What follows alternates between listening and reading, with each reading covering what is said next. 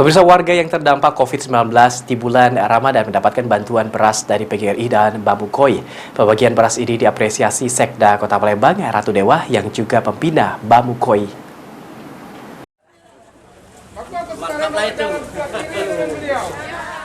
Bertempat di halaman SMP Negeri 28, Sekretaris Daerah Kota Palembang sekaligus pembina Badan Musyawarah Keluarga Ogan Ilir, Bambu Koi, menghadiri kegiatan Bakti Sosial HUT PGRI Sumsel ke-76 pada Rabu pagi. Dalam kesempatan tersebut, sebanyak 53 beras dibagikan kepada warga yang terdampak COVID-19.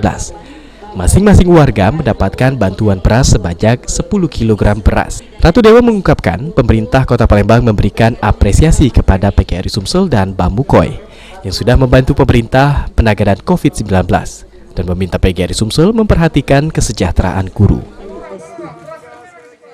Hari ini kita kegiatan ya, pada hari ini saya diajak dan juga diundang oleh Pak Ketua Umum PGRI maupun dari Bambu Koi dalam rangka peduli bagi beras. Saya kira ini ada program yang bagus, program yang baik, dan kita berikan atensi memberikan apresiasi terhadap PGRI maupun Bambu Koi.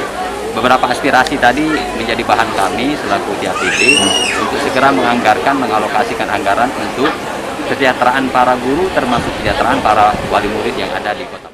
Sementara itu, Ketua PGRI Sumsel Ahmad Sulinto berharap dengan bantuan tersebut warga bisa membantu meringankan warga yang terdampak COVID-19.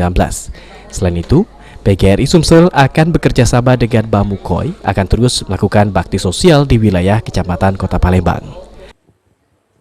Begitu antusias memberikan berbagai sodakoh dan sebagainya sehingga terlaksana ini. Kedua, di sini ada Bambu Koi, Badan Musyawarah Ogan Ilir. Kebetulan ketuanya juga saya. Dari sini juga tadi kita memberikan bantuan untuk teman-teman Ogan Ilir yang ada di Kecamatan Gandus ini. Alhamdulillah ini bisa berjalan lancar dan mudah-mudahan walaupun tidak begitu banyak, hanya beras 10 kg, ini dapat sedikit membantu masyarakat, teman-teman kita yang ada di Gandus.